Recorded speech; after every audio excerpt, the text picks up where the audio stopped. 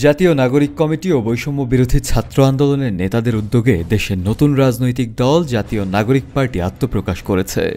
ঢাকার মানিক মিয়া অ্যাভিনিউ আয়োজিত এই অনুষ্ঠানে বিভিন্ন রাজনৈতিক দলের নেতাদের পাশাপাশি জুলাই বিপ্লবের শহীদ পরিবারের সদস্যরাও উপস্থিত ছিলেন।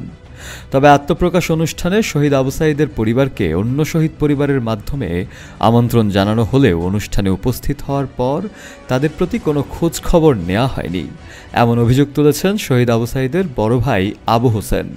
শুক্রবার ২৮ ফেব্রুয়ারি সন্ধ্যায় নিজের ফেসবুক আইডিতে নতুন রাজনৈতিক দলের আত্মপ্রকাশ অনুষ্ঠানের একটি ছবিসহ পোস্ট করে তিনি ক্ষোভ প্রকাশ করেছেন, পাশাপাশি শুভেচ্ছাও জানিয়েছেন। তিনি লিখেছেন, মনে অনেক দুঃখ ব্যথা নিয়ে পোস্ট করতে বাধ্য হলাম। সব শহীদের প্রতি সম্মান রেখে বলছি, বৈষম্য বিরোধী ছাত্র আন্দোলনের নেতৃত্বে নতুন রাজনৈতিক দলের আত্মপ্রকাশ অনুষ্ঠানে অন্য শহীদ পরিবারের মাধ্যমে আমন্ত্রিত হয়েছি, কিন্তু আমাদের পরিবারের জন্য কারো সময় হয়নি আমন্ত্রণ জানানোর। এমনকি অনুষ্ঠানে উপস্থিত হওয়ার পরেও কেউ খোঁজ নেয়নি, অথচ অন্যান্য শহীদ পরিবারের সদস্যদের গুরুত্ব দেওয়া হয়েছে।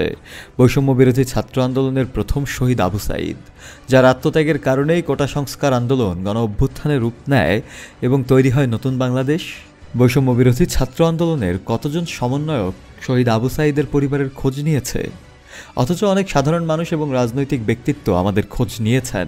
এখনই যদি এই অবস্থা হয়, তাহলে ভবিষ্যতে কি হবে? যাই হোক, নতুন রাজনৈতিক দলের সফলতা কামনা করছি।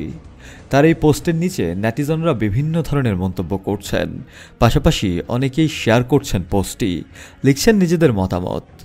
অন্যদিকে জাতীয় নাগরিক পার্টির আহ্বায়ক হিসেবে নাহিদ ইসলাম এবং সদস্য সচিব পদে আক্তার হোসেনের নাম ঘোষণা করা হয়েছে।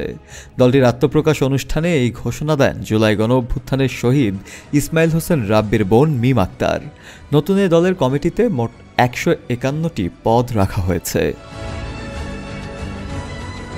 শফেল মাওলা, কালের কণ্ঠ।